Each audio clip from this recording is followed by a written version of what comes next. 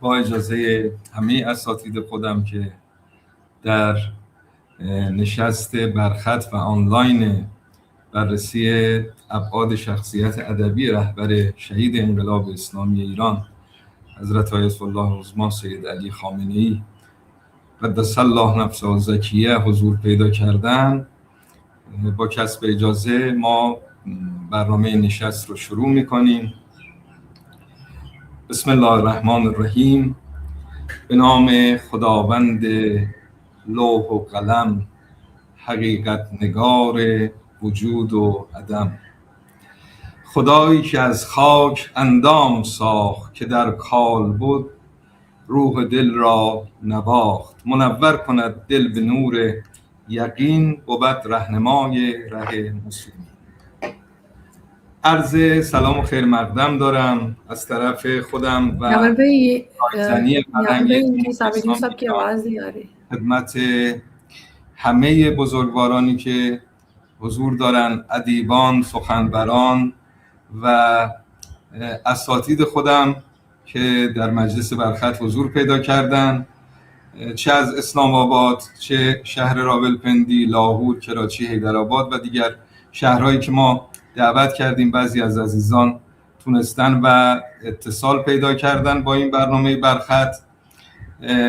به ویژه خیر مقدم عرض میکنم خدمت سرور خودم جناب آقای مشکی، رایزن محترم فرهنگی، همچنین اساتید خودم جناب آقای دکتر مظفرعلی کشمیری، انشالله که دوستان دیگه هم ملحق میشن، جناب آقای دکتر کمیل قزلباش، همچنین دکتر شکفته یاسین عباسی بزرگوار که در خدمتشون هستیم، دکتر انبر یاسمین و همچنین دکتر رابعه کیانی، دکتر عظما نازی زرین و همه عزیزانی که به هر حال هم سخنور هستن، قرار هست سخنرانی داشته باشن و همین که حضور پیدا کردن در این مجلس برخط. آغاز میکنیم برنامه رو با عطر جانفزای کلام الله قرآن مجید با صدای دلنشین همکار بزرگوارمون جناب آقای ظاهر حسن زاهدی. انشالله که اتقین کنید فضای این محفل آنلاین ما رو با صلوات بر محمد و آل محمد. بسم الله الرحمن الرحیم.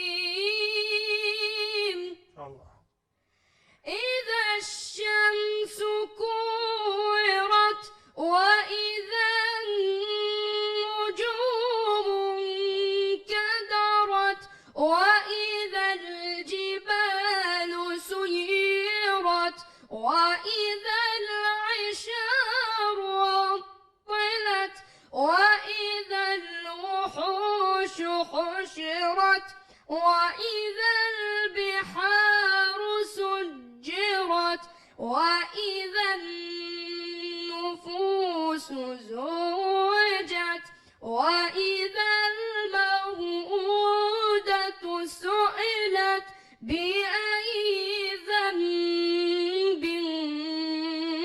قتلت. الله ما شاء الله عليك، صدق ما الله شاء الله العظيم. عليك. خب تشکر میکنیم از جناب آقای ظاهر حسن زاهدی که با صدای گرمشون زینت بخش محفل ما بودن. برنامه رو ادامه میدیم. در ابتدای برنامه حسب رسم قدیمی که هر برنامه‌ای میزبان در ابتدای اون برنامه از حضور مهمانان تقدیر میکنه و صحبتی در رابطه با ماهیت اون برنامه داره، دعوت میکنیم از جناب آقای مجید مشکی، رایزن محترم فرهنگی جمهوری اسلامی ایران در پاکستان، که لحظاتی رو از بیانات ایشون استفاده بکنه. صدای بنده رو دارید؟ بله حاج آقا، من صدای شما رو دارم، فکر میکنم دوستانم داشته باشن. بفرمایید. بله سلام علیکم. ما هم صدا میشنویم، گوش میکنیم انشاءالله. سلام علیکم و رحمت الله. بسم الله الرحمن الرحیم. خدمت همه عزیزان، اساتید محترم و بزرگوار، دوستان خوبی که دعوت ما رو امروز پذیرفتن و در این نشست فرهنگی و ادبی از طریق فضای مجازی شرکت کردن، عرض سلام و ادب و احترام دارم. از اساتیدی که دعوت ما رو برای سخنرانی در این محفل ادبی پذیرفتن و زحمت رو پذیرا شدن برای اینکه سخنرانی کنن در این محفل تشکر ویژه دارم. به طور طبیعی و به رسم و سنتی که یادآور شدن دوست عزیزمون جناب آقای ثابت‌جو، من قصد سخنرانی ندارم، فقط خواستم که در ابتدای سخن از همه شرکت کنندگان محترم تقدیر و تشکر داشته باشم و از همه عزیزانی که برای سخنرانی قبول زحمت فرمودن تشکر ویژه‌ای در ابتدای این جلسه انجام بدم و امیدوار هستم که این محفل و این جلسه ادبی که مزین به نام رهبر امت اسلامی و قائد عظیم الشأن امت اسلامی شهید حضرت آیت الله عظمای خامنه‌ای هست، برگ دیگری از روابط فرهنگی دو کشور و دو ملت دوست و برادر ایران و پاکستان رو در تاریخ ثبت بکنه و انشالله اونچه که در این جلسه و در این محفل گفته می شود به پیوندهای عمیق دو کشور استحکام بیشتری ببخشه. من فقط دقایقی در خصوص شخصیت ادبی رهبر شهید نکات مختصری رو عرض میکنم و عمده سخن رو به عزیزان اساتید محترمی که دعوت رو برای سخنرانی پذیرفتن میسپارم. بدون شک حضرت آیت الله عظمای خامنه‌ای شهید اگر نگیم برترین رهبر و حاکم جمهوری اسلامی ایران بودند که در حوزه ادب و ادبیات دستی بسیار قوی داشتند، حداقل این هستش که باید ایشون رو یکی از نوادر رهبران ایران در این حوزه خطاب بکنیم. به ندرت تاریخ ایران رهبری در این سطح داشته که به لحاظ علم و دانش و حکمت در یک سطح بسیار بالایی باشه و به همین تناسب به ندرت جمهوری اسلامی ایران و ایران عزیز بعد از جمهوری اسلامی و قبل از جمهوری اسلامی کسانی رو که به عنوان حاکم به تاریخ خودش دیده و پذیرفته کسانی بودند که معمولاً نسبتی با فضای ادبیات و هنر نداشتند. از حضرت امام خمینی که بگذریم و عبور بکنیم که ایشون هم خودشون یک شاعر برجسته‌ای بودند و یک نویسنده توانایی بودند و قلم بسیار خوبی داشتند و به تعبیری سحر بیان داشتند.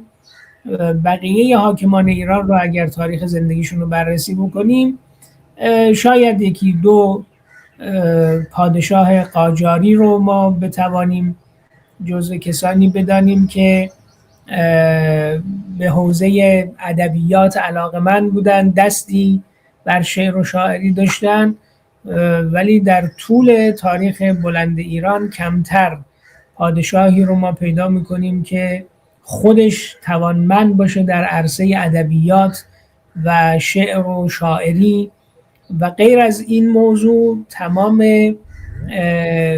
قله‌های ادبیات دنیا رو مطالعه کرده باشه، اونها رو بشناسه، با اونها ارتباط داشته باشه و اینها رو حتی در جوانیش مطالعه کرده باشه.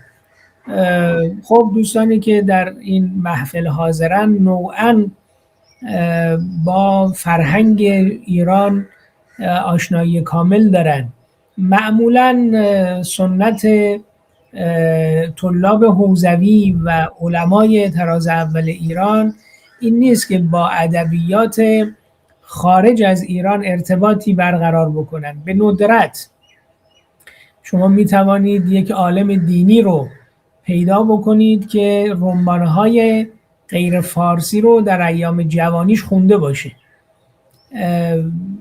و شاید و بلکه حتما شهید آیت الله خامنه‌ای یک فرد بی‌نظیر در تاریخ ایران هستند که در جایگاه رهبری قرار گرفته بودند، ولی تمام رمان‌های شاخص دنیا در زمان خودشون و مربوط به قبل از خودشون رو ایشون مطالعه کرده بودند. بعضی از این رمان‌ها رو به تعبیر خودشون چندین بار مطالعه کرده بودن. رمان بینوایان رو ایشون خودشون فرمودن که من این رمان رو 2 بار از اول تا آخر خوندم.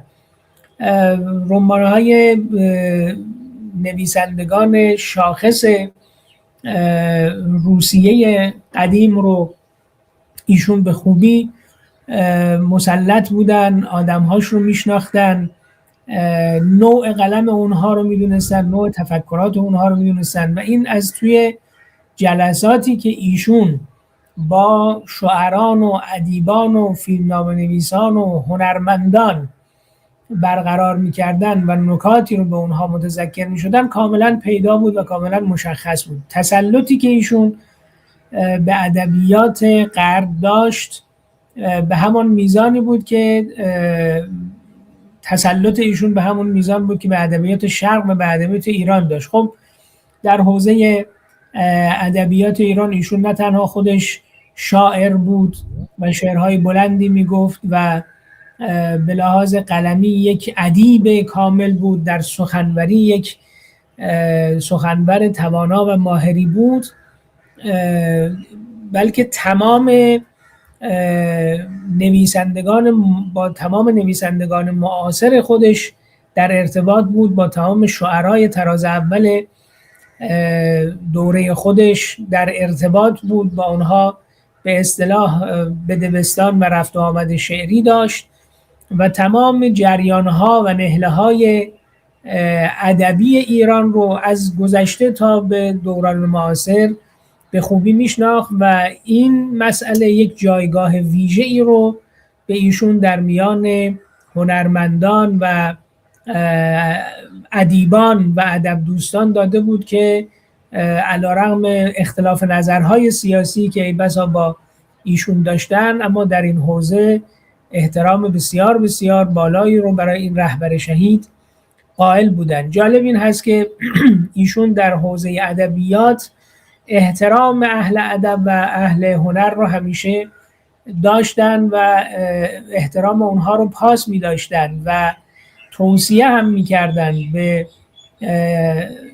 اصحاب فرهنگ، به وزارت فرهنگ ایران، به کسانی که متولیان فرهنگ بودن در جمهوری اسلامی ایران که علیرغم اختلاف سلیقه با اهالی فرهنگ، اگر اختلاف سلیقه‌ای هم دارن اما حرمت اونها و جایگاه اونها باید حفظ بشه. من در این حوزه فقط یک خاطره عرض بکنم و سخنم رو به پایان ببرم و اون خاطره است که خود من تا چند شب پیش ازش اطلاعی نداشتم و چند شب پیش برنامه‌ای رو در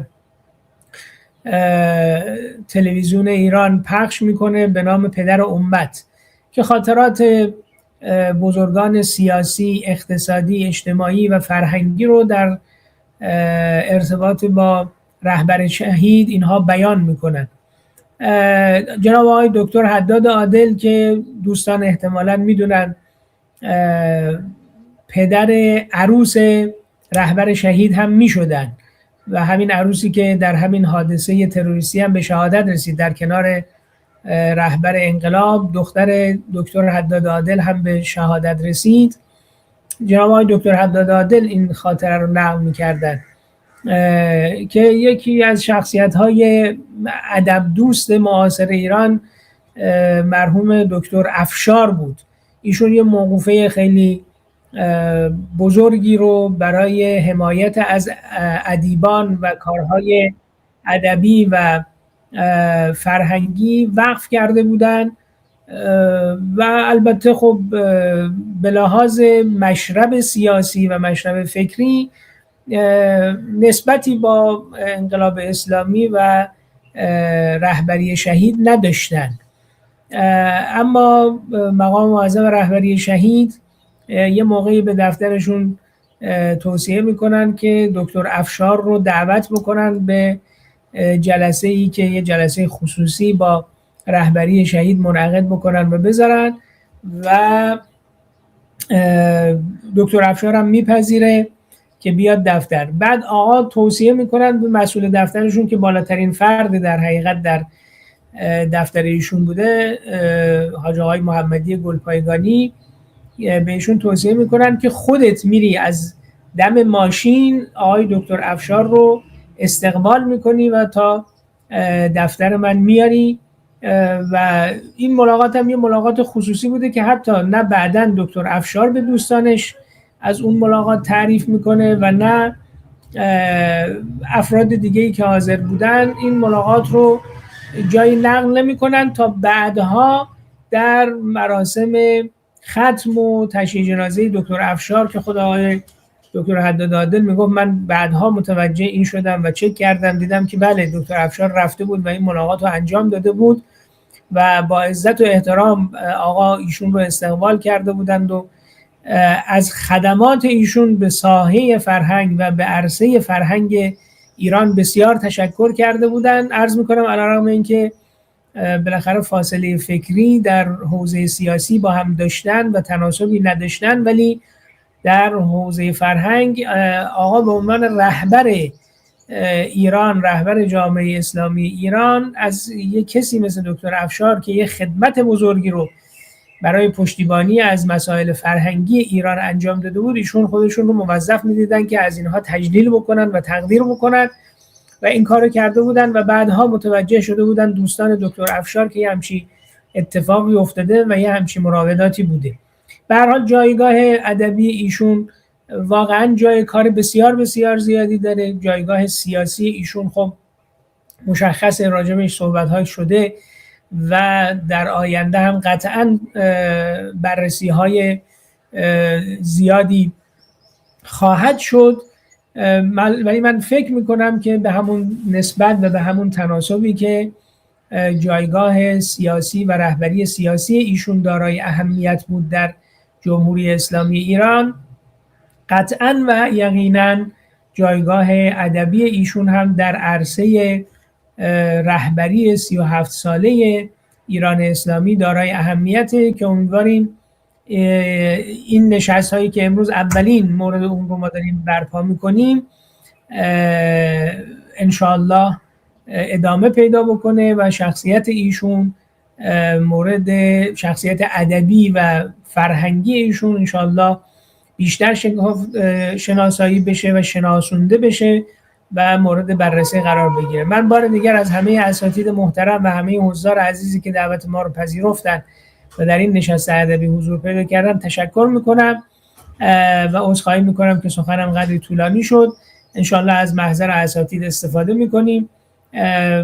بنابراین شده که دوستان عزیز، اساتید محترم، ارائه‌ای که میدن دوگانه باشه، هم به فارسی و هم به اردو. حالا به تشخیص خودشون یکی از زبانها رو به هر حال بست و گسترش بیشتری میدن و خلاصش رو به زبان دیگری بیان خواهند کرد. خیلی متشکر هستم. خب تشکر میکنیم از جناب آقای مجید مشکی، رایزن محترم فرهنگی جمهوری اسلامی ایران در پاکستان. اگر اجازه بدید تازه سروده‌ای دارم قبل از اینکه قوام پیدا کنه مجلس. من یک غزلی رو در بس و مدح رهبر شهیدمون سرودم که تقدیمتون میکنم. این غزل با محوریت شخصیت ادبی حضرت آیت الله عظما سید علی خامنه‌ای رحمت الله علیه هستش که امیدوارم که مورد قبول همه اساتید خودم واقع بشه. ای که در بزم هنر خورشید بی تکرار ما، ای که در بزم هنر خورشید بی تکرار ما، نقد تو روشنگر اندیشه بیدار ما. بوی صائب میرسد از لابلای حرف تو، بوی صائب میرسد از لابلای حرف تو، ای ظرافت سنج سبک هندی گلزار ما. در شب میعاد مستان محرم رازی امین، تخلص آقا امین بود. در شب میعاد مستان محرم رازی امین، نکته دانیت شده تدبیر هر دشوار ما. موی میبینی به مژگان در میان بحر و وزن، بیم دارد پیش تو طبع خطا کردار ما. از کتاب و از غزل گنجینه‌ای در سینه ات، خوش برآشفت از نگاهت خواب ناهنجار ما. فارغ از غوغای عالم مست صهبای غزل، ای کلامت صیقل این جان پرزنگار ما. خوش سرودی آن زمانی از دل شیدای خویش، آن کلامی را که شد آینه و معیار ما. رند عالم سوز را با مصلحت بینی چه کار، رند عالم سوز را با مصلحت بینی چه کار. این کلامت شد مسیر قوت و پیکار ما. گرچه رفتی یادت ای پیر سخن پرداز عشق، گرچه رفتی یادت ای پیر سخن پرداز عشق، هست در دیوان هستی زینت آثار ما. امیدوارم که مورد قبول همه دوستان، همکاران، ادیبان و اساتید محترم قرار گرفته باشه. اگر اجازه بفرمایید ما در اثناء برنامه در مابین هر کدوم از این سخنرانایی که تشریف میارن و سخنانشون رو ایراد میفرمایند، از حضور شاعرانی همچون خانم راضیه اکبر و دیگر شاعرایی که حضور دارن استفاده خواهیم کرد و از اشعارشون فیض کامل رو خواهیم بود. دعوت میکنم در ابتدای این مجلس از سرکار خانم دکتر رابعه کیانی، پژوهشگر حوزه ادبیات، اندیشمند حوزه ادبیات کلاسیک، که سخنرانی خودشون رو ارائه بدن و در خدمت همه شما بزرگواران هستیم. سلام و عرض ادب. خیلی ممنون، سپاسگزارم. بسم الله الرحمن الرحیم. هست کلید در گنج حکیم. موضوعی که امروز به من آن میپردازم بررسی شخصیت ادبی رهبر شهید ما جناب سید علی خامنه‌ای است. اگر بخواهم از یک نکته شروع کنم، باید بگویم که ادبیات فقط مجموعی از واژه‌ها نیست، بلکه بازتابی از اندیشه، احساس و جهانبینی انسان است. ادبیات به عنوان جلوه‌ای از روح و اندیشه انسان همواره بستری برای تبلور عمیق‌ترین احساسات، باورها و جهانبینی افراد بوده است. در میان شخصیت‌های معاصر جناب آیت الله سید علی خامنه‌ای نه تنها به عنوان یک رهبر سیاسی و دینی، بلکه به عنوان فردی صاحب ذوق و آشنا با ادبیات جایگاه ویژه‌ای در عرصه فرهنگی دارند. اولین نکته قابل توجه انس و پیوند عمیق با ادبیات کلاسیک ایشان این است که ایشون انس عمیق با متون کلاسیک فارسی داشتند. آثار شاعرانی چون حافظ، سعدی، فردوسی و مولوی همواره در بیانات و نوشته‌های وی حضور پررنگی دارند. این آشنایی صرفاً در حد مطالعه نبوده، بلکه نوعی درک تحلیلی و ذوقی از مفاهیم عمیق ادبی ایشون را نشان می‌دهد.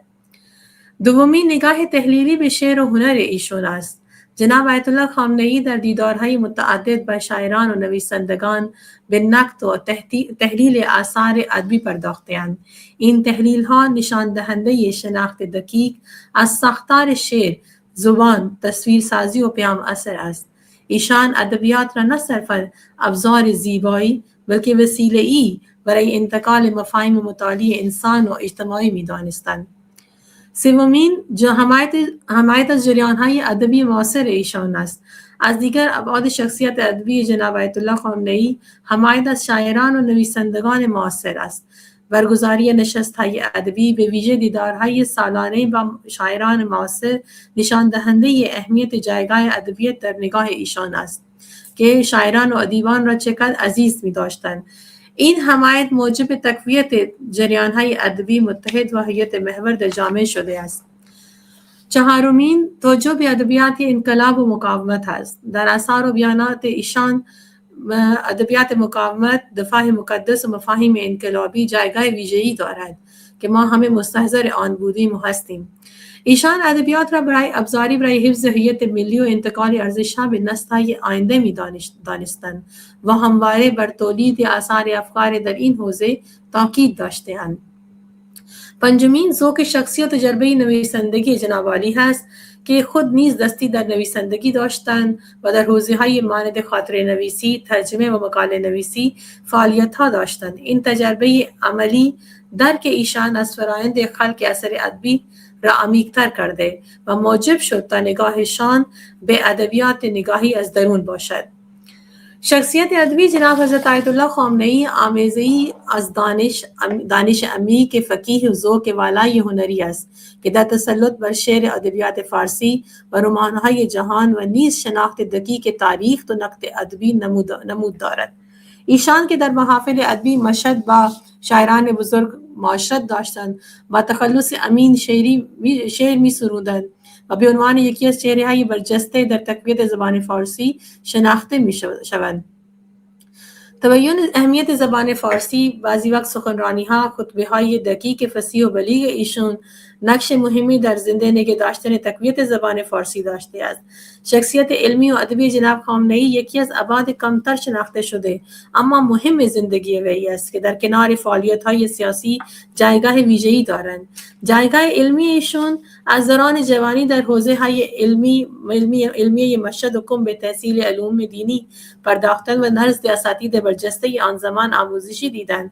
وی در رشته مانند فقه اصول، تفسیر قرآن، فلسفه اسلامی تسلط قابل توجهی دارند.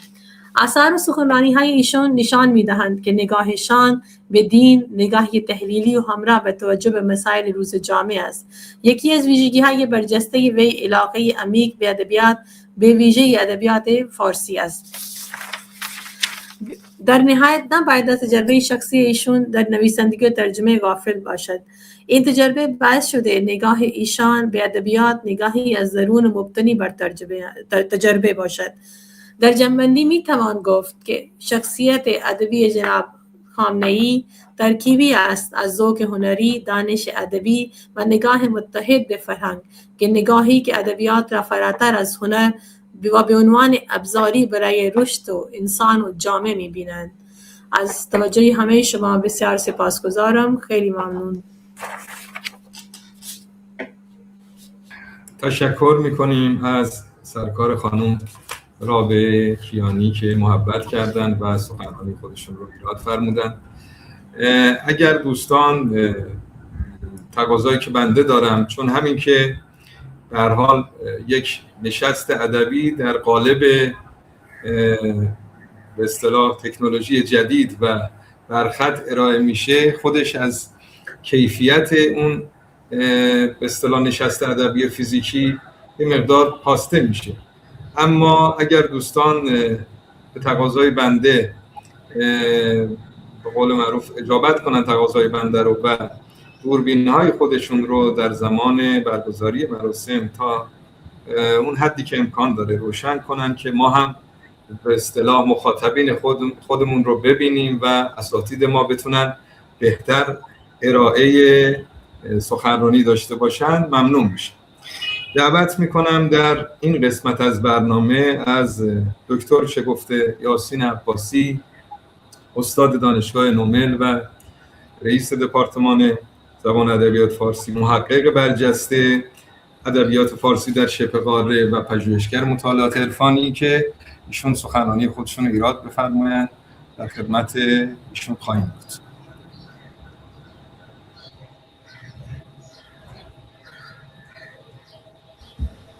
بسم الله الرحمن الرحیم. به نام خداوند بخشنده مهربان. سلام و عرض ادب دارم خدمت جناب آقای مشکی رایزن محترم رایزنی فرهنگی سفارت جمهوری اسلامی ایران و همچنین به همه بزرگان. موضوع سخنرانی بنده رهبر شهید سید علی خامنه‌ای به عنوان مرد دلاور و شجاع است.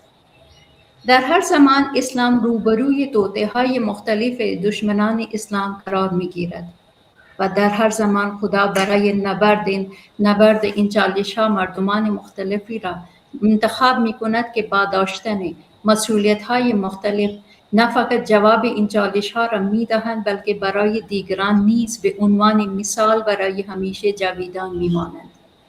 یکی از چهره‌های ماندگار این گونه مردمان سید علی خامنه‌ای شهید است.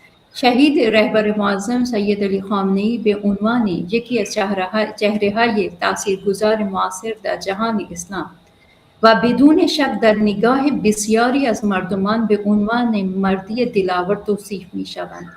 این تعبیر بیش از آن که صرفاً به معنای شجاعت فردی باشد به مجموعی از ویژگی‌های شخصیتی سیاسی و تاریخی اشاره دارد که در طول دهه‌ها فعالیت‌های او شکل گرفته است. علامه اقبال لاهوری به زبان اردو گفته بود که آئین جوان مردان حق گوی و بی باکی، الله کے شیروں کو آتی نہیں روباهی. یعنی شیران خدا هیچگاه مانند روباه ترسو و فریب دهنده نیستند. از منظر تاریخی نقش ایشان در انقلاب اسلامی ایران نقطه آغاز برجسته در زندگی سیاسیش به شمار می رود. در آن دوران فعالیت‌های انقلابی، سخنرانی‌ها و مقابله با حکومت وقت تصویری از فردی مقاوم و ناترس ارائه داد. این تجربه‌ها بعدها در مسئولیت‌های مهمتری که بر عهده گرفت تاثیرگذار بود. در دوران جنگ ایران و عراق نیز او به عنوان یکی از مسئولان ارشد کشور در شرایط دشوار حضور داشت. این جنگ طولانی و پرهزینه نیازمند تصمیم گیری‌های سخت و روحیه مقاوم بود. عواملی که در نگاه مردمان نشانه‌های از دلاوری و استقامت به شمار می‌آیند. پس از انتخاب وی به رهبری در سال 1368 هجری شمسی، رهبر شهید سید علی خامنه‌ای در مواجهه با چالش‌های داخلی و خارجی بر مفاهیمی مانند ایستادگی، استقلال و مقاومت تاکید کرده است. لابد این رویکرد را نوعی شجاعت در عرصه سیاست می‌داند و به ویژه در برابر فشارهای بین‌المللی و تحولات منطقه‌ای.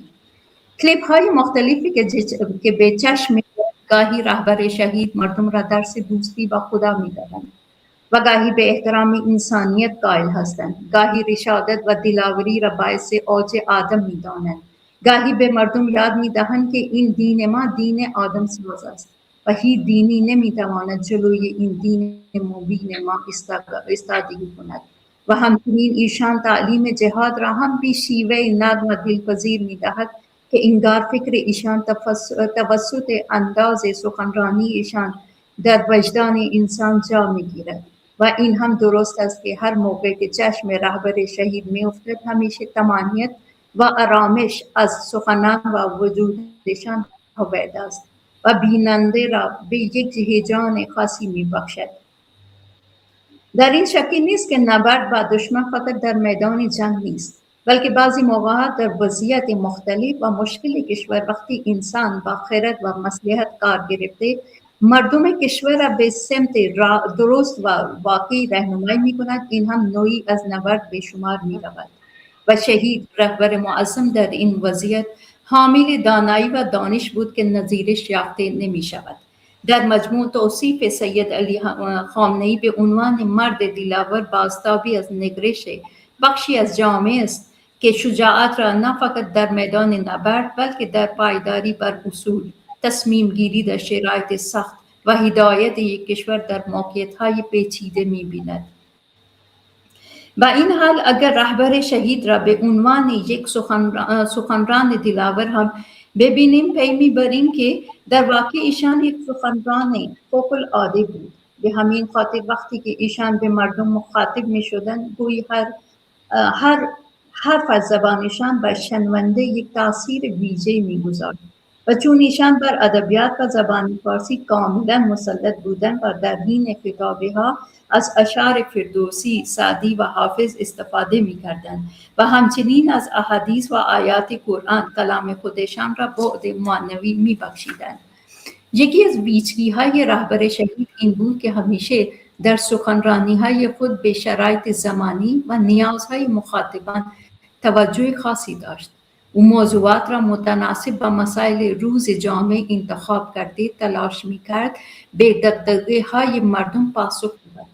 این ویژگی باعث می‌شود که سخنرانی‌های وی همواره با واقعیت‌های اجتماعی و سیاسی پیوند داشته باشند.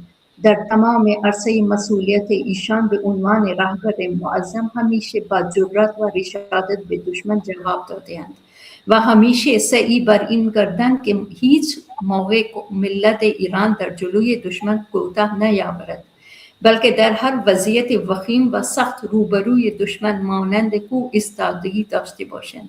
به همین خاطر وی همیشه برای مظلومان، چه از مسلمانان فلسطین باشند یا از اهل لبنان باشند، آواز بلند کرده‌اند و بر دشمنان اسلام آشکار ساخته‌اند که دلاوران خدا به هیچ وجه جلوی دشمنان اسلام تسلیم نمی شوند، بلکه می پسندند که در راه خدا جام شهادت نوش کنند و با شادکامی به زندگی اخروی بپیوندند. در آخر ترجمه از آیت سورت عمران می آورند، می گویند در قرآن خداوند تعالی می گوید هرگز کسانی را که در راه خدا کشته شده اند مرده مپندار، بلکه آنان زنده اند و نزد پروردگارشان روزی داده می شوند. خیلی ممنون. اینک یک خلاصه کوتاه از به زبان اردو. شهید رهبر معظم की ज़िंदगी का अहाता किया जाए तो हर चीज़ में सबसे नुमाया उनसर नज़र आता है, वो है उनकी दलेरी और बहादुरी। उनके मुख्तलिफ खुतबात भी अगर देखा जाए तो वो बहुत ही शीरीन बयानी से लोगों को, मखसूसन मुसलमानों को, सब्र व तहम्मुल, बहादुरी और शुजाअत, इंसानियत और मखसूसन दुश्मनानी इस्लाम के खिलाफ जहाद का दर्स देते नजर आते हैं।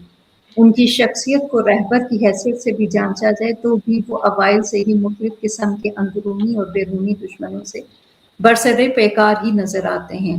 लेकिन इन तमाम मुश्किलात के साथ भी उन्होंने कभी ना तो खुद परेशानी को सर पर सवार किया, ना ही कभी अपनी कौम को पीछे हटने की ताकीद की। यही वजह है कि इनकलाब इस्लामी से लेकर आज तक पाबंदियों के बावजूद ईरान ने अपनी हर फील्ड में अपनी सलाहियतों का लोहा मनवाया है, और ये सब रहबर शहीद की शख्सियत में मौजूद इस्तकामत और शुजाअत का खासा है कि जिसने ईरान और ईरानियों को हमेशा सरबुलंद रखा और हमेशा सरबुलंद रखेगा। बहुत शुक्रिया। खैली मामून مرسی از همه‌تون که گوش کردیم ما رو. خیلی ممنون.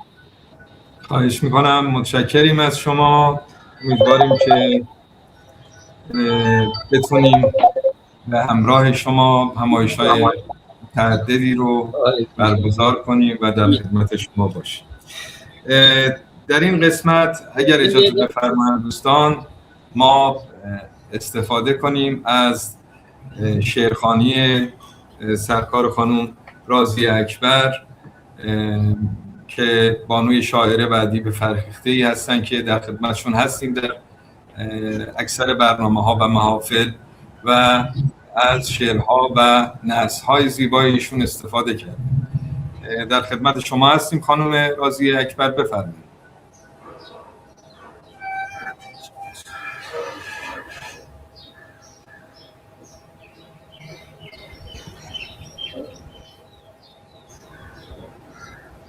صداتون قطعه. بله. بسم الله الرحمن الرحیم. به نام خداوند بخشنده مهربان. امیدوارم که صدا رو میشنوید. بله؟ بله صداتون داره میاد. صداتون هست.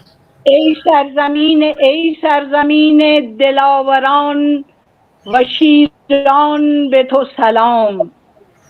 ای پاسدار حرمت اسلام به تو سلام. ای خامنه‌ای به جرأت و محبت تو سلام. خندت هزار زنگوله به صدا می آورد. خشمت دشمنانت را به لرزه می آورد. تو زنده تاریخی همیشه با ما هستی. تو الگوی شفقت، مهربانی و صداقت هستی. قامت زیبا، چهره پرنور تو در دل هاست. قامت زیبا و چهره پرنور تو در دل هاست. تا آخرین نفس می جنگیم، این قول ماست. تا آخرین نفس می جنگیم، این قول ماست. بوی خوش سخنانت زندگی را معطر کرد.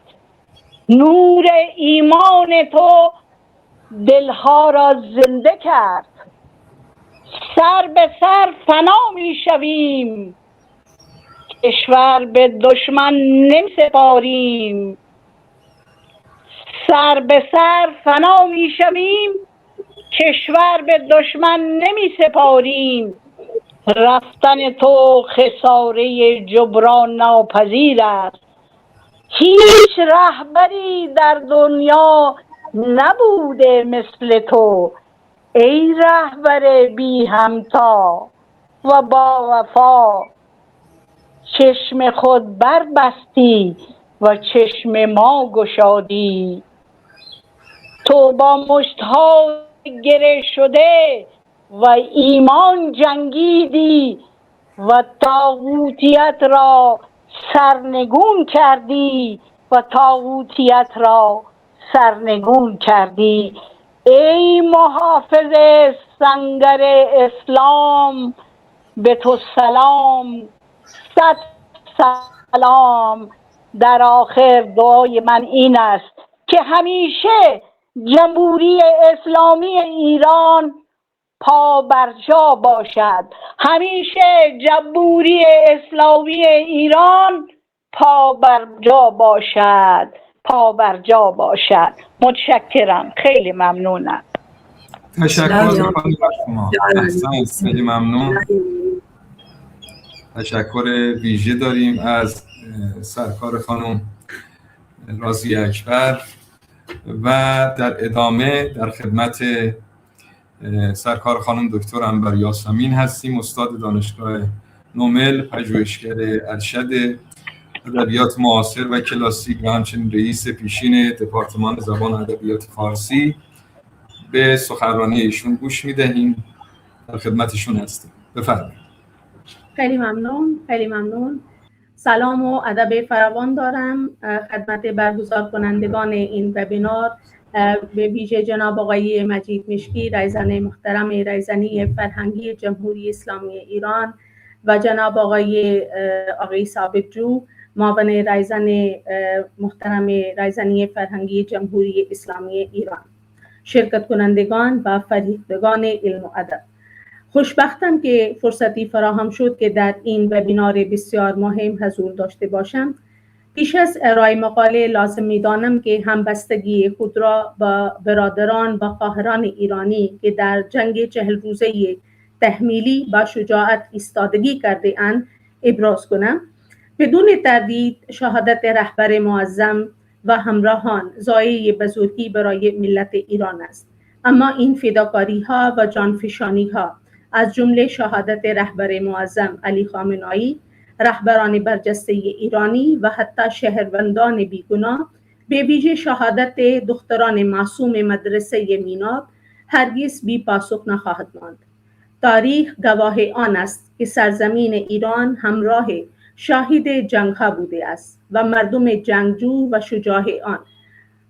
شما گوش میکنید به من؟ بله بله صداتون رو داریم، صداتون هست کامل و واضح.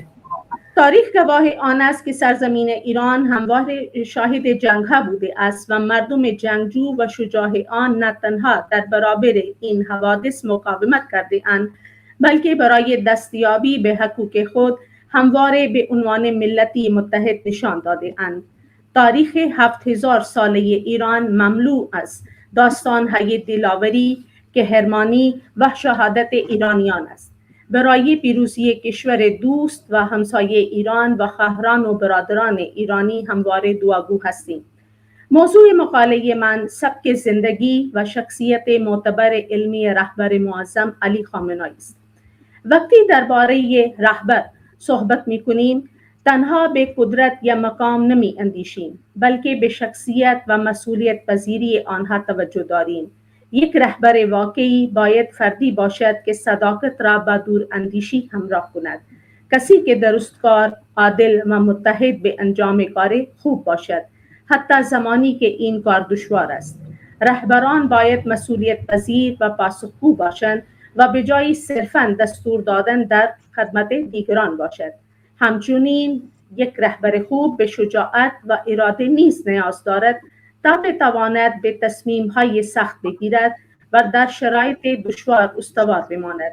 چون شخصیت رهبر برای مردم الگوست، هر اقدام او بی‌نظیر و بی همتاست. شخصیت شهید رهبر معظم علی خامنه‌ای نمونه برجسته از جامعیت در ویژگی‌های انسانی و اخلاقی به شمار می‌رود و به عنوان الگویی از سبک زندگی اسلامی شناخته می‌شود. زندگی شهید رهبر ساده و مبنی بر ارزش‌های دینی داشته است. از تجمل گرایی پرهیز می‌کرد و در امور روزمره به سادگی، صرفه‌جویی و نظم اهمیت می‌داد. بخش قابل توجهی از وقتش صرف مطالعه، عبادت و انجام مسئولیت‌های سیاسی و اجتماعی می‌شد. همچنین بر اهمیت خانواده، تربیت دینی و ارتباط با مردم تاکید داشته و تلاش می‌کرد. سبک زندگیش با اصولی مانند تقوا، صبر و خدمت به جامعه هم آهنگ بود. او بارها در سخنرانی‌های خود به مردم عدالت‌خواهی، مسئولیت پذیری، ساده زیستن، صبر و استقامت، تقوا و پرهیزگاری تلقین می‌نمود. خوشخلقی از اوصاف بارز رهبر معظم علی خامنه‌ای بود. ایشان چه با اهل خانه و چه با مردم همواره برخورد مهربانانه و مشفقانه داشته‌اند. او جوانان را به ایمان و پایبندی به ارزش‌های دینی دعوت می‌کرد و معتقد بود که معنویت می‌تواند مسیر زندگی آنها را درست هدایت کند و جوانان را به ایستادگی در برابر مشکلات و حفظ هویت فرهنگی و ملی توصیه می‌کرد.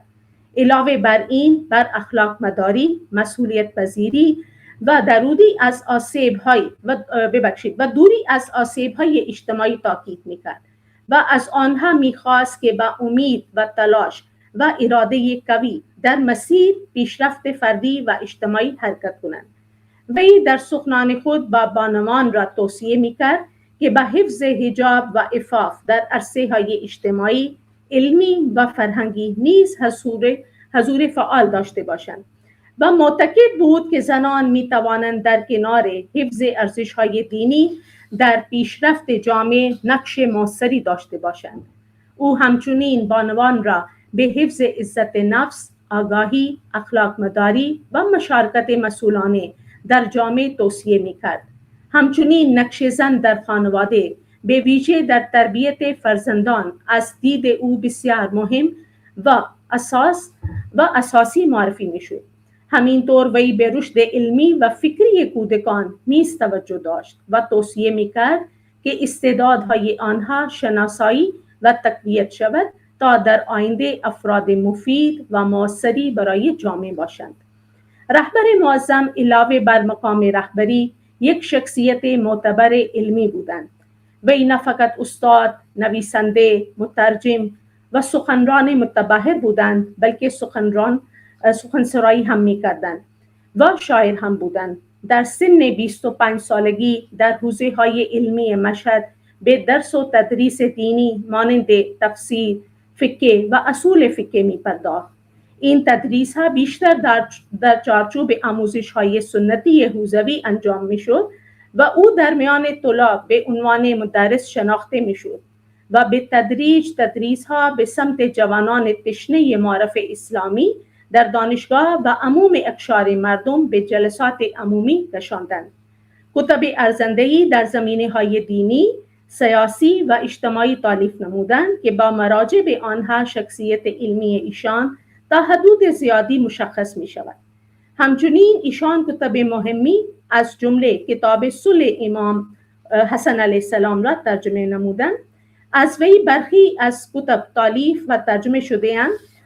چند تا را اینجا از نام میبرم: طرح کلی اندیشه اسلامی در قرآن از ژرف‌های نماز، گفتاری در باب صبر، ولایت، گزارش از سابقه تاریخی و اوضاع قانونی حوزه علمی مشهد، هنر از دیدگاه آیت الله خامنه‌ای، درست فهمیدن دین، عنصر مبارزه در زندگی ائمه علیه السلام، روح توحید، نفی عبودیت غیر خدا، ضرورت بازگشت به قرآن، درس‌هایی از نهج البلاغه و پیشوای صادق و غیره. رهبر معظم یک شاعر توانایی و برجسته هم بودند. مضامینی مانند ایمان، توکل، عشق الهی، مبارزه با ظلم، مقاومت و همچنین مسائل اجتماعی و انسانی در سروده های او دیده می شود. در برخی اشعار احساسات عاطفی و شخصی نیز به صورت لطیف بیان شده است. در اشعارش از تخلص امین استفاده می کرد. اگرچه تاکنون دیوان جامع و رسمی از ایشان تدوین و منتشر نشده است، اما کتاب‌های مانند امین زبان و ادب پارسی و برخی منابع دیگر منتشر شده اند. همچنین علی خامنه‌ای یک چهره شاخص در عرصه گفتار سیاسی و فرهنگی در ایران است. سخنرانی‌های او معمولاً با زبان رسمی، منسجم و همراه با استناد به مفاهیم دینی، تاریخی و فرهنگی ارائه می شود. در سخنرانی‌هایش موضوعاتی مانند مسائل سیاسی، اجتماعی، فرهنگی، اقتصاد، استقلال کشور، مقاومت و ارزش‌های دینی و اخلاقی به طور گسترده مطرح می شود. او اغلب تلاش می کند که پیام‌های خود را با امثال‌های تاریخی، آیات قرآن، اشعار فارسی و تحلیل‌های اجتماعی تقویت کند. شخصیت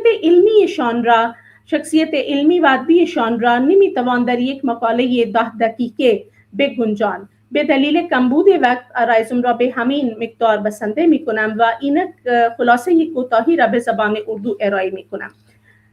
سب سے پہلے تو میں یہ ویبینار منعقد کرنے پر رائزنی فرہنگی کو اور بالخصوص جناب آقای مجید مشکی کو مبارکباد پیش کرتی ہوں، اور میرے لیے قابل فخر ہے کہ مجھے شہید رہبر علی خامنہئی کی اس علمی اور ادبی شخصیت پر منعقدہ سیمینار میں شرکت کرنے کا اور گفتگو کرنے کا موقع ملا۔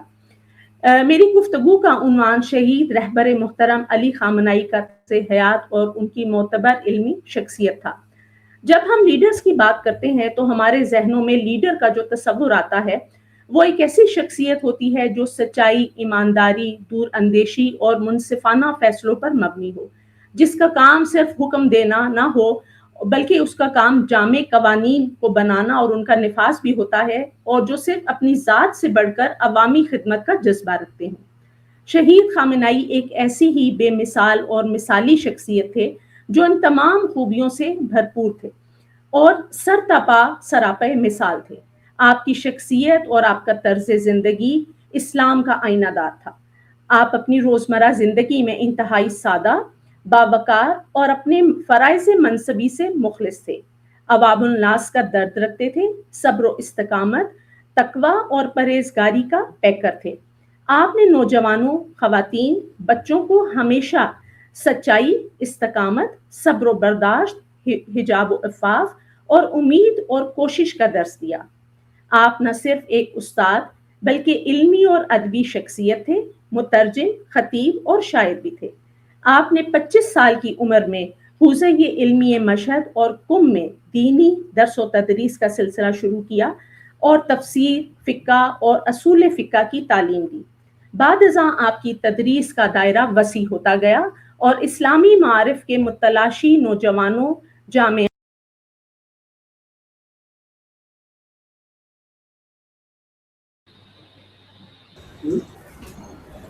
خانم دکتر صوتتون قطع شد. خانم دکتر صوتتون قطع شد. دستتون خود روی این میکروفون قطع شده. این رو باز کنید. میکروفونتون رو باز کنید. डॉक्टर साहब आपका माइक बंद हो गया। आपके माइक बंद हो गया खानम।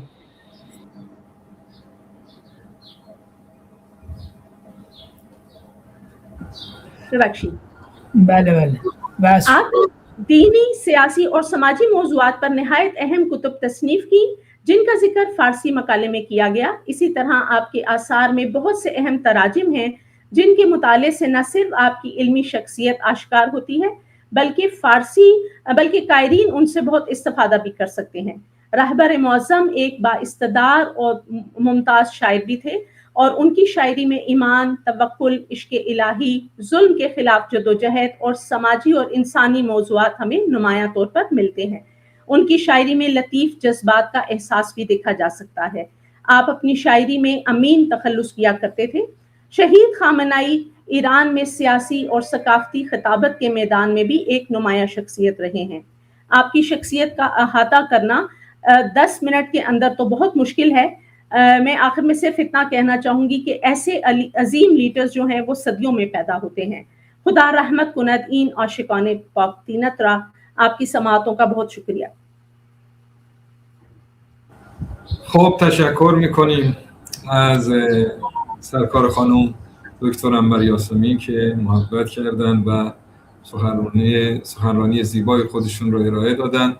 چند بیتی رو تقدیم کنم. نور دل عاشق ما نام تو سید علی، نور دل عاشق ما نام تو سید علی، باده جان بخش وفا جام تو سید علی. در شب طوفان بلا کوه ثباتی هنوز، عرصه میدان شده آرام تو سید علی. ترس نبوده به دلت زان که تو مرد حقی، پس بشد خسته ز اقدام تو سید علی. ای تو امین شاعر شعر و غزل معرفت، شهد شکر ریخته در کام تو سید علی. مرز وطن مست همین غیرت والای توست، نور دل عاشق ما نام تو سید علی. خب در این قسمت از برنامه دعوت میکنم از سرکار خانوم عظما زرین نازیه، استاد دانشگاه پنجاب لاهور، استاد نامآشنای حوزه زبان و ادبیات فارسی، پژوهشگر و محقق ارجمندمون که تشریف بیارن و به سخنرانی خودشون بپردازن. در خدمتشون هستم.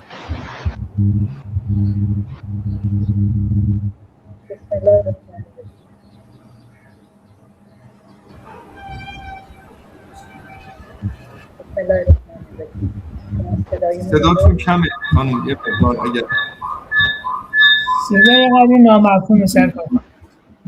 بله صدای منو داری؟ بهتر شد، الان بهتر شد. یه قدری بازم اگه تقویت کنید صدا رو بهتره. بسم الله الرحمن الرحیم.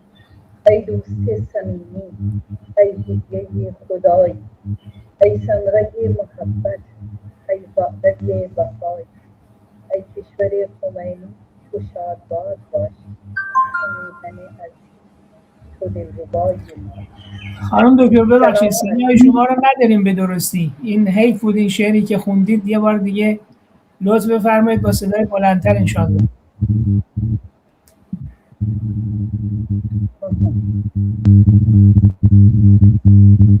حالا آن میرسه؟ صدا میاد ولی ضعیفه.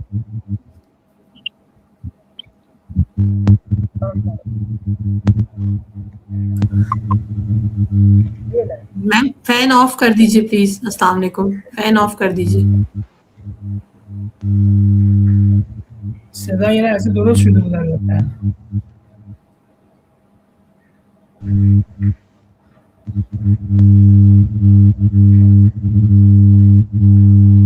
بله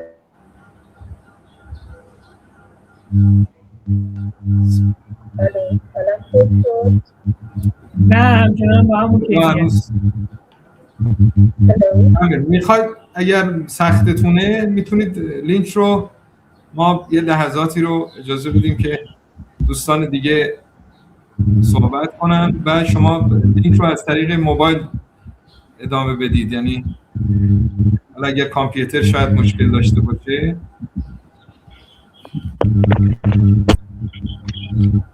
الان میرسه. الان خیلی خوب شد. الان خوب شد. الان خوبه. بله بهتره. بفهم.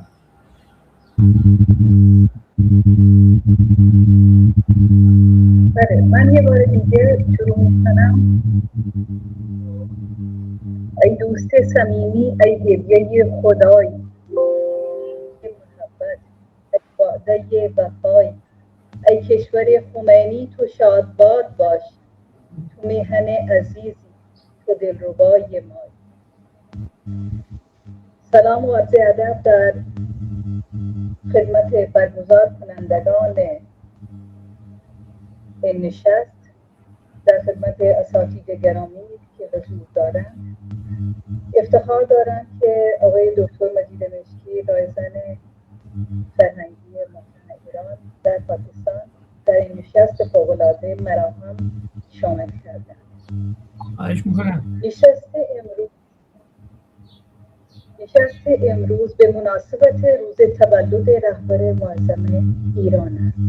بیشک رهبر خامنه‌ای رحمت الله علیه شخصیتی برجسته، عالم با عمل، منکسر المزاج، پیرو حیدر کرار، علمبردار کربلای ایران، پدر دلسوز، نمونه جانثاری و از خود گذشتگی. اقبال حتما برای چنین شخصیات نابغه گفت عمرها در کعبه و بتخانه مینالد حیات، تا ز بزم عشق یک دانای راز آید برون. موضوع نشست امروز شخصیت ادبی رهبر معظم شهید آیت الله سید علی خامنه‌ای است.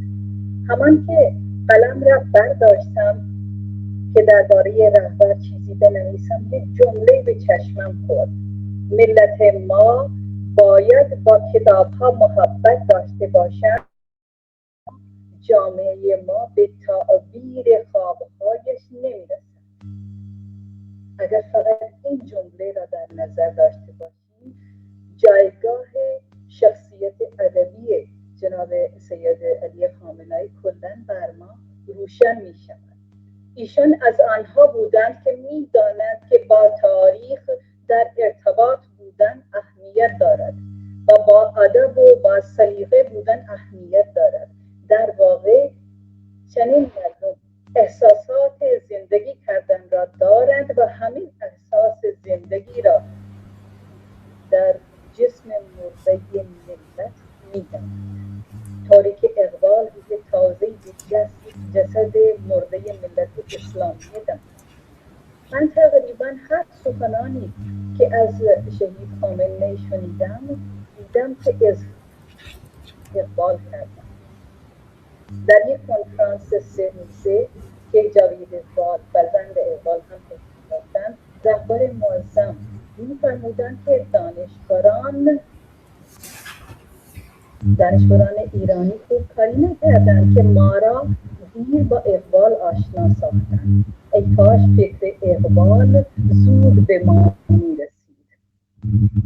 این که از استادان ما شنیده بودیم که در جلسات انقلاب امام خمینی رحمت الله علیه شعر اقبال را میخوندند و یک روح انقلاب در مردم میدمیدند. و در این دوره اینترنت، اون موقع که ما نبودیم، به دنیا نیامده بودیم، ولی در این دوره اینترنت فضای مجازی ما سخنرانی‌های شهید سید علی خامنه‌ای را گوش می‌کنیم، می‌کردیم و می‌کنیم که چقدر شعر اقبال حفظ داشتن و برای مردم می‌خوندن. می‌شناسی معنی کرار چیست؟ این مقامی از مقامات علی است. امتان را در جهان ثبات نیست ممکن جز به کراری حیات. اگر شما هم این ویدیوی از آیت الله باشید، شما میبینید که نشون میداد که عمق معنای این ابیات را میفهمند. معنی حیدر کرار را خودشان میدونن و به ملتشون میرسونن. فقط میگویم که حکمرانان که یکی بعد از دیگر میآید، ولی رهبر که با تاریخ ادب، تاریخ با ادب، جامعه شناسی، حقوق و غیره خوانده باشد و نظر عمیقی دارد، زود پیدا نمی‌شود. من این هم شنیدم که رهبر معظم 2 کتابخانه های شخصی داشتن و این هم یادشون بود که کدام کتاب ها اهدایی هستن و کدام خودشون خریدن. یعنی این هم که با اون کتاب ها اینقدر عشق می‌ورزیدن، فقط عشق ورزیدن یا جمع آوری کردن نیست، بلکه دیدیم که از اون کتاب ها صحبت می‌کردن. با همین ما دیدیم که نشست ها با شعرا برگزار می‌شدن. من هم خیلی می‌خواستم که با ایشون ملاقات بشه، قسمت نشد. من هم شعر خودم را آماده کرده بودم، کتابم چاپ شد، می‌خواستم خدمتشون برسم، قسمت نشد. البته چنان که من دیدم که ایشون با متون کلاسیک یا شعر کلاسیک خیلی آشنا بودن، دوست داشتن، حفظشون بود. و یک مستندی دیدم که ایشون به نمایشگاه کتاب بودن و همینطور با مردم و ناشران ملاقات میکردن و همه چیزها رو میدونستن. یعنی با همه نویسندگان و اینا آشنایی داشتن که خیلی جالب بود. بلکه در چاپ اون کتاب ها اون چیزها اگه یه اشتباهی بود اشاره میکردن که این چیزا این چرا اشتباه. فرض کن یه کسی نوشته بود ابو سعید ابوالخیر، با اون از سعید نوشته بودن، گفتن که چرا الف لام را اضافه کردی. یعنی اینقدر با دقت نگاه میکردن یا این میدونستن که این کتاب چاپ دومه یا قبلا کی چاپ شده بود. بقیه من همین میگم که در واقع طوری که میگویند الکتب بساطین العلماء، بوستانهای دانشمندان کتاب ها هستند. اونها در میان کتاب ها میباشند. در آخر شعر خودم تقدیم میکنم به شهدای کربلا و حضرت آیت الله علی خامنه‌ای. سر به کف جنگید ایران عزیز، عشق حق ورزید ایران عزیز. فرد فرد سرزمین شیر علی، هیچ نترسید ایران عزیز. और आखिर में इतना ही कहूंगी कि कौम का हौसला बढ़ाने वाली ज़ात अजीम लीडर की होती है। शहीद आयतुल्लाह सैयद अली खामेनी ने दुनिया इस्लाम को एक दूसरे के नजदीक कर दिया। हुक्मरान तो एक के बाद दूसरा आ जाता है, लेकिन लीडर सदियों में पैदा होता है, और वो लीडर जो तारीख, अदब, इस्लाम, फिक़ह, कानून सबसे आशनाई रखता हो, कम ही देखने में आता है। दरूद पर आदम ये बुजुर्ग।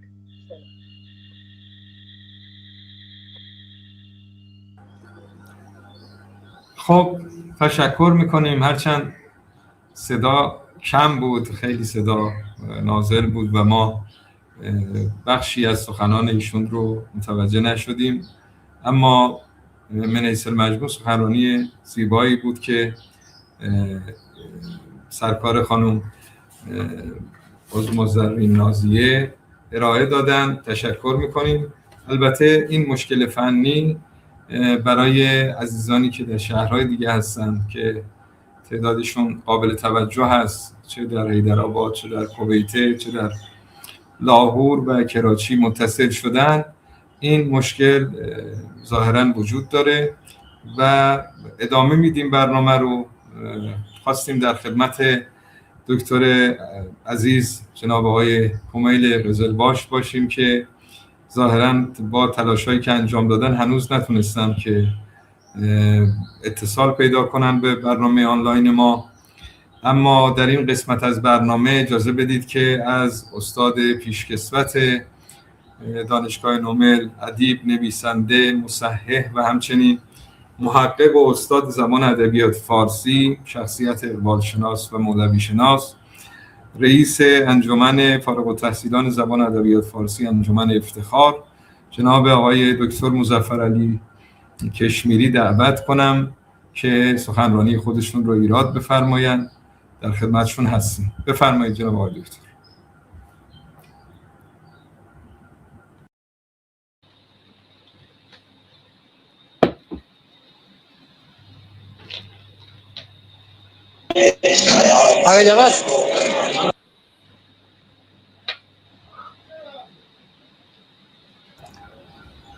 آقای دکتر کشمیری بفرمایید. سلام علیکم. و علیکم السلام. در خدمتتون هستیم. سلام علیکم و رحمت الله. به نام کردگار هفت افلاک که پیدا کرد آدم از کفی خاک، به نام خدایی که جان آفرید، سخن گفتن اندر زبان آفرید. جناب آقای مجید مشکی رایزن محترم فرهنگی، جناب آقای حسن ثابتجو معاون رایزن محترم، استادان ارجمند زبان و ادبیات فارسی شریک و حضور دارند و شنوندگان و بینندگان عزیز،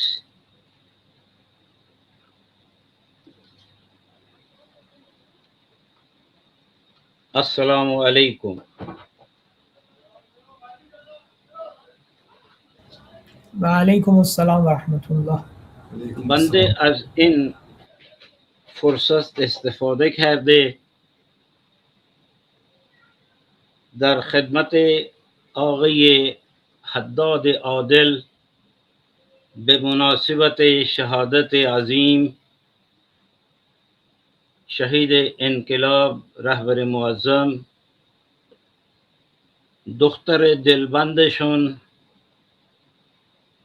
اگر من اشتباه نکنم خانم زهرا، و سایر شهیدان که در این جنگ جام شهادت را نوش کردند، عرض تسلیت دارم.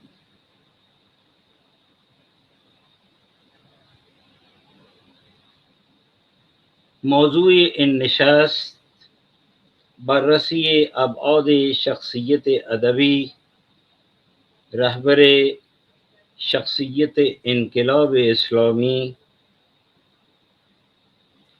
حضرت آیت الله عظمی سید علی خامنه‌ای رحمت الله علیه است.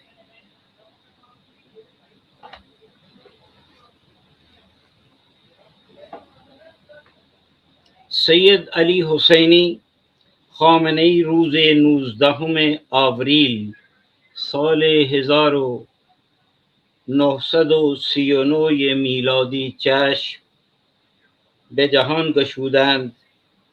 از کودکی تعلیمات قرآن را در سن 4 سالگی آغاز کردند. ایشون حافظ قرآن بودند، ماهر قرائت و تجوید نیز بودند. درس‌های مقدماتی و تحصیلات عالی در حوزه علمی خراسان، حوزه علمی نجف و حوزه علمی قم زیر راهنمایی شیخ هاشم قزوینی و آیت الله میلانی به اتمام رسوندند.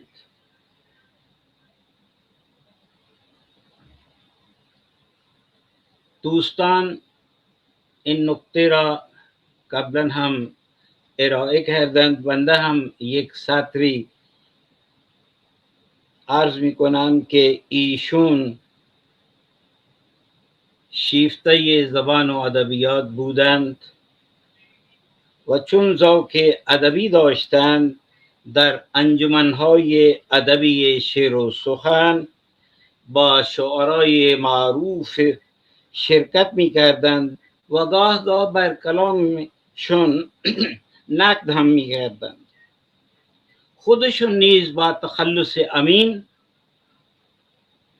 شعر می‌سرودند. شهید علی خامنه‌ای علاوه بر زبان مادری فارسی و آذری تسلط کامل بر زبان عربی داشتند. ایشون متعدد آثار عربی را به زبان فارسی ترجمه کردند و در آن کتاب‌هایی که ترجمه کردند آثار سید قطب شهید، ممتاز متفکر اسلامی، ادیب و مفسر قرآن و راهنمای جماعت اخوان المسلمین بودند. ایشون را قطب شهید را 19 اوت 1966 به دار آویختند. بنده می‌خواهد کتاب فارسی مسلمانان در نهضت آزادی هندوستان که از آثار دوران جوانی رهبر انقلاب اسلامی ایران حضرت آیت الله العظمی شهید سید علی خامنه‌ای را بیان کنم و معرفی نمایم. این اثر بر اساس کتاب تحلیلی از دانشمند و پژوهشگر مصری دکتر عبدالمنعم النمر با عنوان کفاح المسلمین فی تحریر الهند، یعنی مبارزه مسلمانان در آزادی هند، نگاشته شده است. دکتر عبدالمنعم نمر کتاب مذکور در سال 1964 میلادی تالیف کرد و غیر از این اثر کتابی زیر عنوان تاریخ اسلام فی الهند که در سال 1959 نوشته بود و این کتاب نیز در دوران ترجمه کفاح المسلمین فی تحریر الهند زیر مطالعه رهبر معظم بوده است. کتاب عربی کفاح المسلمین فی تحریر الهند زمانی که گدازه های انقلاب اسلامی در ایران در حال جوشش بود و جنبش های آزادی بخش در کشورهای مختلف قانون توجه یه محافل مخالف دولت بودند منتشر شد. در این راستا شهید انقلاب حضرت آیت الله عظمی خامنه‌ای که به شدت تحت تاثیر مبارزات مسلمانان شبهکار برای آزادی بودند، نه تنها مطالعه ویژه‌ای روی این موضوع داشتند، بلکه قصد داشتند کتابی در این باره تالیف کنند و حتی برخی منابع و لوازم اون را نیز فراهم کرده بودند. اما به دلیل مشغله‌های تدریس و فعالیت‌های انقلابی گاه مخفیانه و گاه آشکار و از سوی دیگر نظارت مستمر سازمان امنیت بدنام وقت سابق که مخفف سازمان اطلاعات و امنیت کشور می باشد اجرای این طرح برای ایشون مقدور نشد. با این حال این اشتیاق همواره در وجود ایشون موج میزد تا به هر نحو ممکن هموطنان خود را از ابعاد پیروزمندانه اون جنبش آگاه سازند و به آنها نشان دهند که چگونه اقلیت مسلمان شبه کاره با اتکا به نیروی اراده و برنامه ریزی مناسب نقشه های استعمار پیر انگلیسی را نقش بر آب کردند و بدون اون که مرعوب ترس، وحشت، ظلم و شکنجه شوند به مسیر انقلابی خود ادامه دادند و در نتیجه کشور مسلمانان پاکستان در روز 14 اوت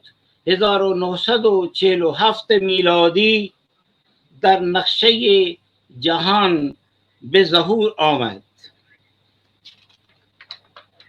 در چنین شرایطی کتاب مذکور از استاد نمر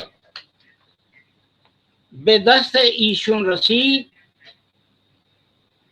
شهید سید خامنه ای با یافتن مطالب اون مطابق با اهداف خود بلافاصله اون را به زبان فارسی ترجمه کردند و هر جا که لازم دیدند مطالب خود را که از پیش جمع آوری کرده بودند نیز به اون افزودند.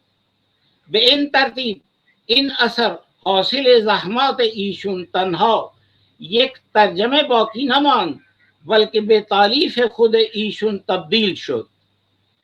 شواهد نشان می‌دهد که این کتاب فارسی زیر عنوان مسلمانان در نهضت آزادی هندوستان برای نخستین بار در سال 1965 میلادی منتشر شد و بلافاصله مورد استقبال قرار گرفت و نایاب شد. چاپ دوم آن در سال 1967 میلادی با شمارگان 2000 نسخه وارد بازار شد و اون هم به زودی فروش رفت. در پاکستان جناب آقای دکتر محمد سلیم اختر که این کتاب را به زبان اردو ترجمه کرد، او در پیش گفتار مترجم می نویسد جزئیات احوال حضرت آیت الله خامنه ای را ابتدا یک دانشجوی ایرانی به نام خانم شیوا سوارانی و سپس رایزن فرهنگی سابق ایران در پاکستان حجت الاسلام جناب آقای مرتضی صاحب فصول برای من فراهم کردند. هرچند سخن گفتن درباره شخصیت حضرت آیت الله خامنه ای به مثابه عرضه چراغ پیش آفتاب است، چرا که آفتاب آمد دلیل آفتاب، اما برای آگاهی شنوندگان به اختصاص عرض می شود که ایشون در سال 1939 میلادی در خانواده یک عالم دینی متقی و پرهیزگار حجت الاسلام حاج سید جواد حسینی خامنه ای در شهر مشهد متولد شدند. پدر ایشون انسانی کانه و گوشگیر بودند و فقر و درویشی منش همیشگی ایشون بود. اونها در خانه کوچک در منطقه فقیر نشین زندگی می کردند که تنها شامل یک اتاق و یک زمینی صندوق خانه تاریک بود. هنگامی که مهمانی برای پدر می آمد اهل خانه ناچار بودند به صندوق خانه بروند که در اونجا حتی نفس کشیدن هم مشکل بود. فقر در خانه به گونه‌ای بود که گاهی حتی غذای مناسبی برای شب فراهم نمی‌شد. اینشون در سن 4 سالگی به مکتب فرستاده شدند و پس از آن راهی حوزه علمیه گشتند و مراحل علوم دینی را تحت سایه پدر و در محضر علمای برجسته سپری کردند. پس از آن به نجف اشرف رفته و در دروس مجتهدان مختلف شرکت کردند، اما به دلیل خواسته پدر و احترام به ایشان خیلی زود به مشهد برگشتند.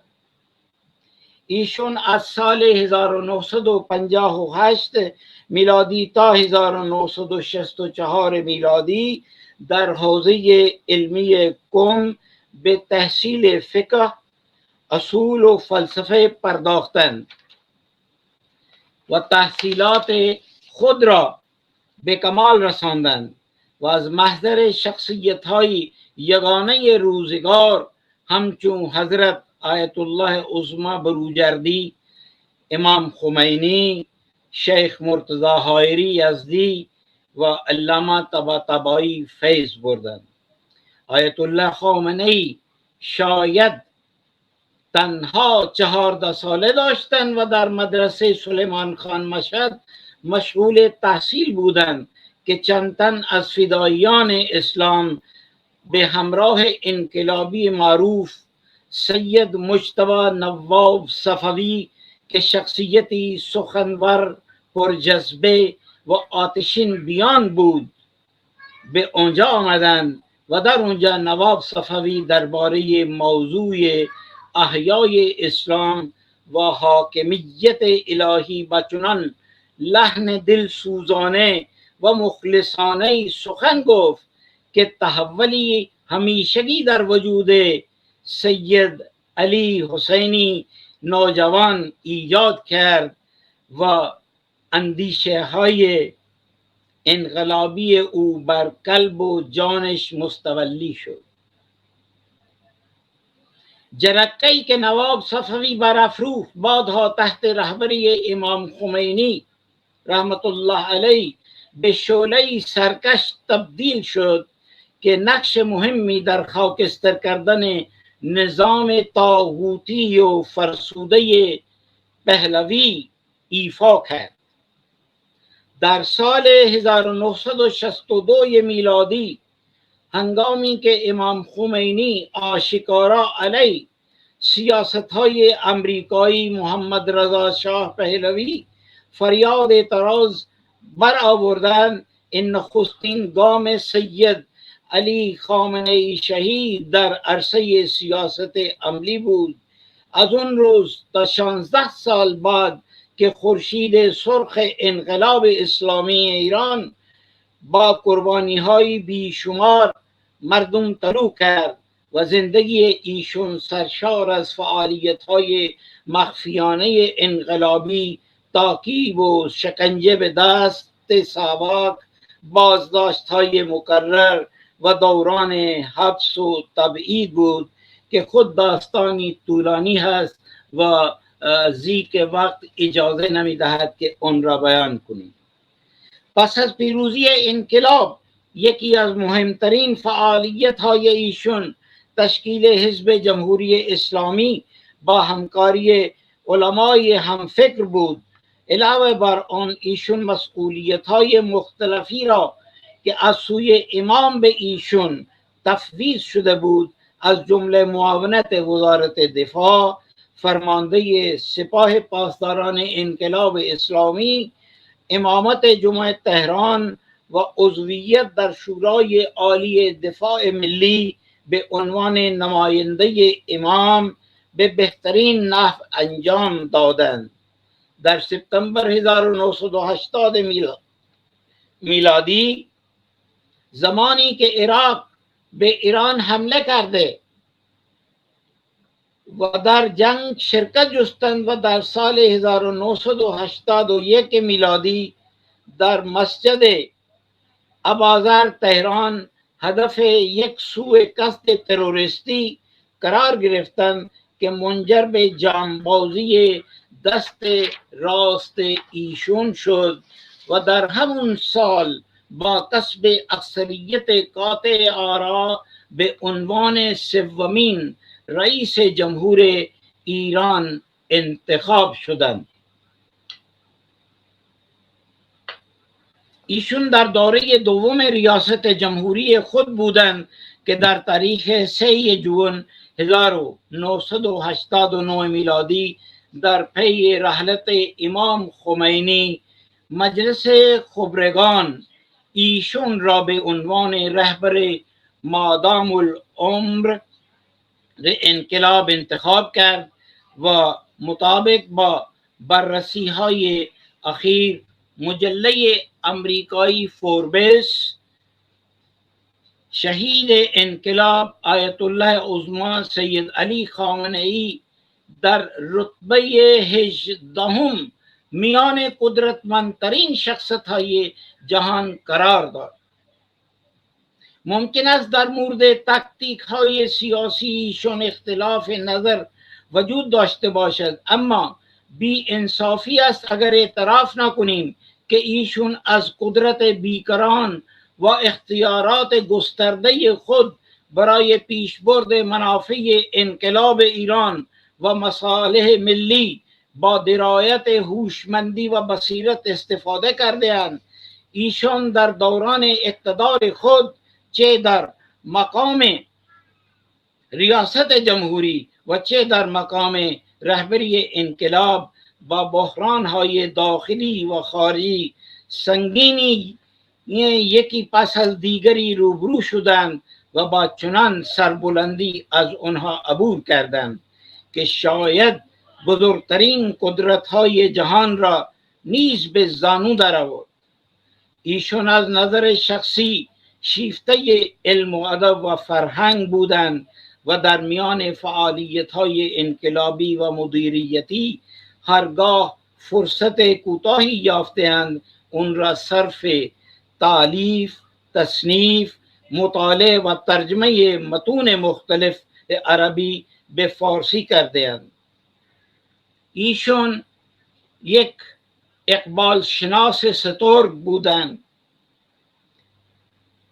اقبال شاعر محبوب ایشون است و شخصیت ذاتی ایشون تصویر زنده‌ای از این بیت علامه اقبال لاهوری می باشد. این بیت به زبان اردو است. او حلقه یاران تو بریشم کی طرح نرم، رزم حق و باطل ہو تو فولاد ہے مومن. یعنی در حلقه یاران چون ابریشم نرم باش و در حلقه یاران چون ابریشم نرم باش، اما در معرکه حق و باطل چون فولاد است سرسخت. ما اگر درست نگاه میکنیم این بیت اشاره و تلمیح دارد به آیات شماره 29 سوره فتح والذین معه اشداء علی الکفار رحماء بینهم. کسانی که همراه اویند در برابر کفار سرسخت و در میان خودشون مهربانند.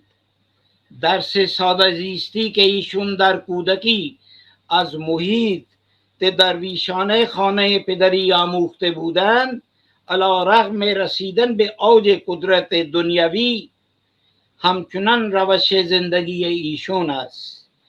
ناخودآگاهانه با خود میگوید که آیا این واقعا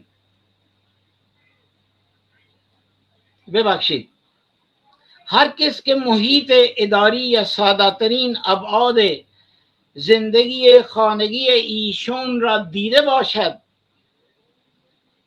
ناخودآگاه با خود میگوید که آیا این واقعا همون شخصیتی است که با یک سخنرانیش ایوانهای قدرت شرق و غرب به لرزه در می آیند؟ این سعادت به زور بازو نیست تا نبخشد خدای بخشنده. من به این بیت آخر بیشتر سرتون را در نمیارم و اجازه میگیرم. البته من اگر شما وقت داری می توانم چند جزئیاتی از مقاله‌ای که اقبال ستاره شرق که در یک سخنرانی حضرت آیت الله عظما ارائه فرمودند و اون مقاله که مشتمل بر 30 صفحه بوده است، اون را در پاکستان یک استاد بزرگ، استاد دانشگاه پنجاب لاهور، استاد سید اکرم اکرام به اردو برگرداندند. به هر حال سلام علیکم و رحمت الله و برکاته. احسنتون، خیلی متشکریم یا آقای دکتر، بسیار مقاله عالمانه‌ای بود و تشکر میکنیم. من مجددا قبل از اینکه جناب آقای ثابت‌جو اعلام پایان جلسه رو داشته باشن، خواستم از همه شرکا و اساتید محترمی که ارائه مقاله فرمودن مجددا به اسم تشکر کنم. از سرکار خانم دکتر رابعه کیانی، از سرکار خانم دکتر شگفته یاسین عباسی رئیس محترم گروه زبان فارسی دانشگاه نومل، از سرکار خانم دکتر انبر یاسمین استاد محترم دانشگاه نومل، سرکار خانم دکتر عظما زرین نازیه از دانشگاه پنجاب و جناب آقای دکتر مظفر علی کشمیری که همگی سخنان بسیار پر مغز و پر نغزی فرمودند در خصوص شخصیت ادبی قائد عظیم الشأن و شهید انقلاب اسلامی حضرت آیت الله عظما خامنه‌ای تشکر کنم. همچنین از سرکار خانم رازی اکبر که با نثر و شعر خودشون جلسه رو مزین فرمودن تشکر داشته باشم.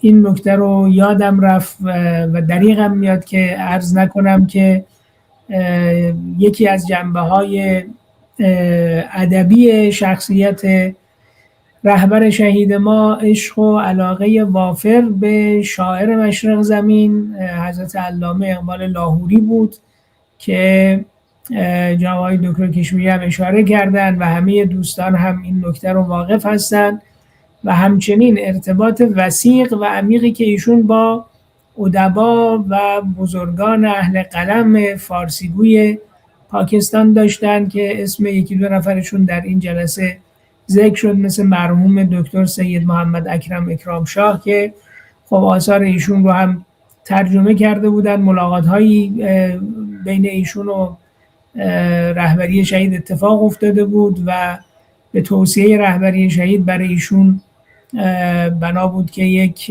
مراسم گرامی داشتن برای مرحوم دکتر سید اکرم اکرام شاه بگیرن که خب عمر مرحوم آقای دکتر هم ظاهرا کفاف نداد و به این مراسم نرسید، ولی از جنبه‌های ادبی شخصیت رهبری فقید همین هست که با بسیاری از ادبا و شعرا و نویسندگان و نامداران ادبی پاکستان ارتباط داشتن و در رأس اونها، در سرسلسله اونها مرحوم علامه اقبال لاهوری بود که من فکر میکنم که کمتر شخصیتی در ایران به اشراف رهبری شهید ما بتونیم پیدا بکنیم نسبت به اینکه اندیشه های مرحوم علامه اقبال رو ایشون ترویج کردن و باعث شناخت بیشتر علامه اقبال لاهوری شدن در جمهوری اسلامی ایران. من فکر میکنم که ما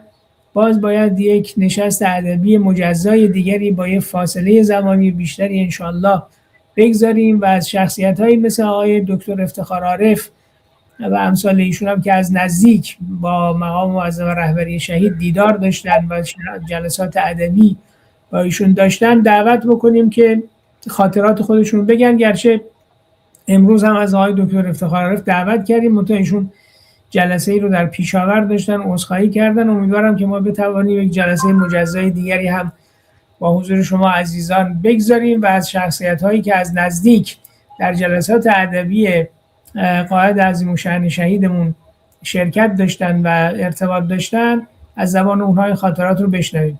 باز هم از قبول زحمت همه اساتید محترم تشکر میکنم و از همه حضار محترم عزیزانی که دعوت به این نشست رو پذیرفتن. کمال قدردانی و تشکر رو به سهم خودم دارم.